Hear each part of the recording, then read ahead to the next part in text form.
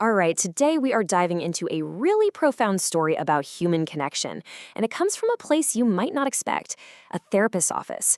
It's a story that gets right to the heart of how our deepest, most fragile moments can actually lead to our most meaningful, rich connections. And this quote right here from the scientist Francisco Varela it nails it. Life is so fragile and the present is so rich. This really sets the stage for everything we're about to explore. It's all about that beautiful, kind of strange tension right between how fragile we are and how incredibly rich the present moment can be. Okay, so to really get what this means, let's step inside a therapy room. We're going to look at a clinical case that honestly feels so incredibly human. And it all kicks off with a simple gesture of care that just goes completely wrong. So let me introduce you to Diana. I mean, just imagine this for a second. She walks into her therapy session carrying this just immense weight.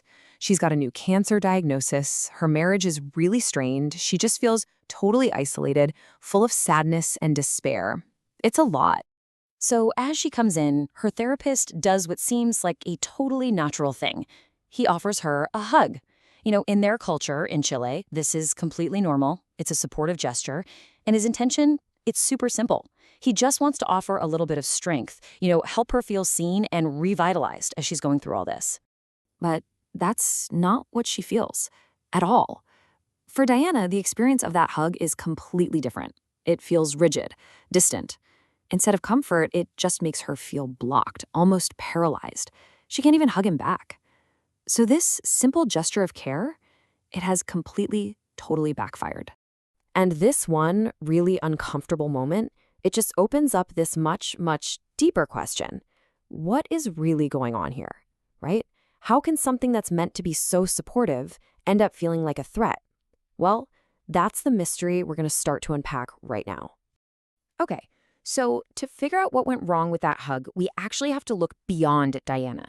Because, and this is key, it turns out she wasn't the only vulnerable person in that room. Yeah, this quote from the psychoanalyst Paul Russell, it points to a pretty surprising idea. It suggests that a lot of the time the biggest roadblock to healing isn't the patient's pain itself. It's the therapist's own unconscious resistance to actually feeling that pain with them. So let's look at what was happening under the surface. It was this invisible dynamic, right? On one side, you have Diana expressing all this anguish and despair. But on the other, the therapist is having his own silent physical reaction. Her pain is literally causing his body to contract, his chest to close up. His instincts are screaming self-protection. The source material has a great name for this, a defensive second skin. Think of it like this unconscious armor that we all build to shield ourselves from emotions that just feel unbearable. And here's the thing. It doesn't just protect us from someone else's pain. It protects us from our own old wounds that get stirred up. And for the therapist in this moment, this was all happening completely outside of his awareness. So, okay, if both people in the room are stuck in this unconscious defensive mode, how can any real connection ever happen? It seems impossible, right?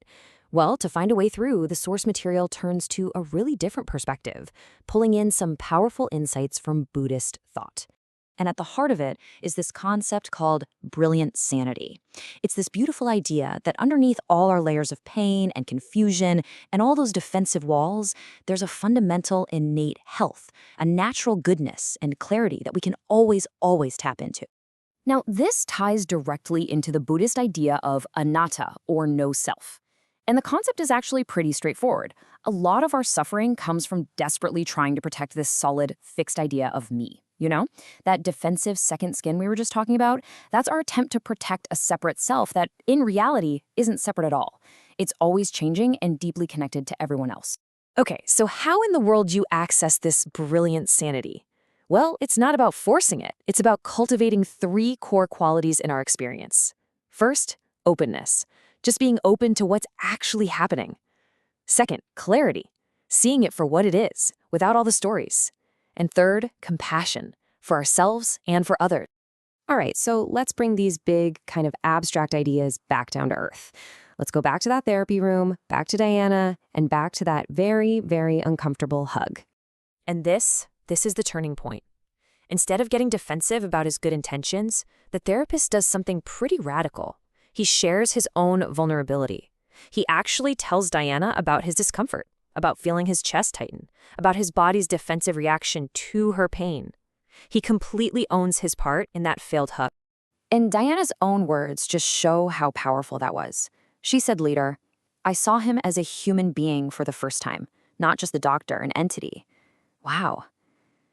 In that one single moment of shared vulnerability, that wall between them it crumbled. So, you see the shift. This is the crucial point. By having the courage to acknowledge their shared, mutual vulnerability, the whole dynamic in the room transformed. They went from being two isolated people in pain to finding a place of genuine, deep connection. And what's amazing is that this single, powerful moment reveals a truth about human connection that applies to every single one of us, way beyond the walls of a therapist's office. So what's the big takeaway from all this? Well, a few things. First, when we expose our own hurt, it gives other people permission to be authentic too. When we embrace that shared fragility, we create this safe space, what the Source calls a relational home.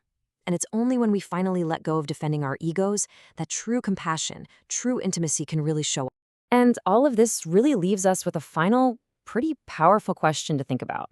What if we've had it backwards this whole time? What if real strength isn't about building bigger and better walls, but about having the courage to show our cracks? Because maybe, just maybe, it's in that shared fragility that we find the true richness of human connection.